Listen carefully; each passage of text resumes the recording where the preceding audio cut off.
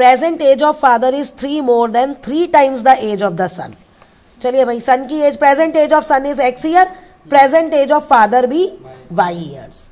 ये स्टेटमेंट जो बोलिए ये लिखनी है आपको एग्जाम में भी।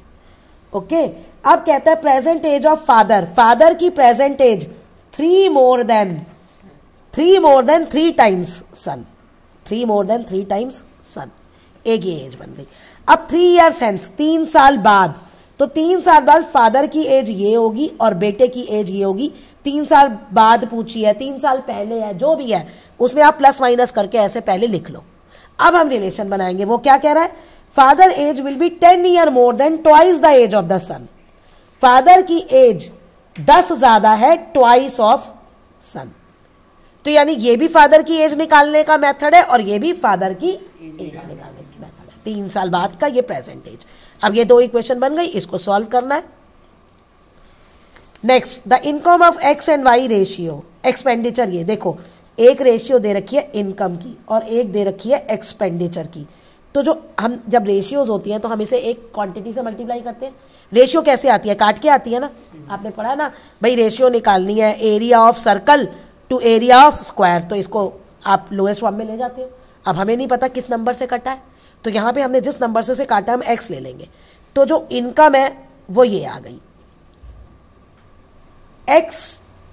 एक्स की इनकम मैं ए ले लेती हूं और वाई की इनकम, ओके, एक्सपेंडिचर होता है खर्चा, एक्स का खर्चा आ गया और ये इसका, ये नंबर हम मल्टीप्लाई कर रहे हैं। ये दोनों वेरिएबल सेम नहीं होने चाहिए।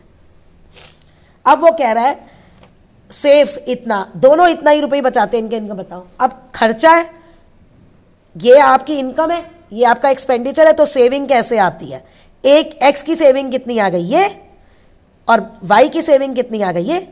इनकम में से उनका खर्चा एक्सपेंडिचर माइनस कर दो और दोनों ही इतने रुपीस बचाते हैं। अब ए बी को सॉल्व कर लेना, यहां से मल्टीप्लाई कर देना, जो भी पूछा है बता देना। Next, the larger of 2 supplementary angle exceeds the smaller by 18, find them. Larger of 2 angle है सप्लीमेंट्री, ठीक है। अब वो कहता है जो बड़ा है वो छोटे वाले से, the larger of 2 angles exceeds the smaller by 18।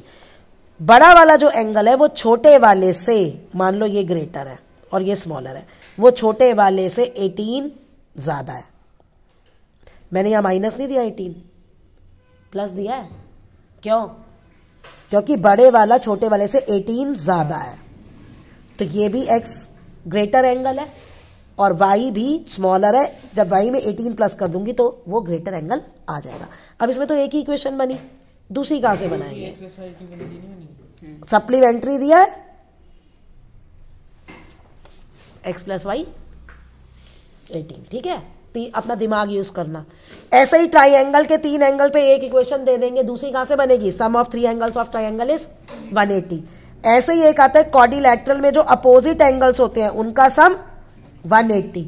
तो जो तुमने पीछे जब एक बन रही है तो देखो दिया क्या है ज्योमेट्री में, तो वो आपके ज्योमेट्री वाले रिजल्ट उठा के दूसरी इक्वेशन बनेगी।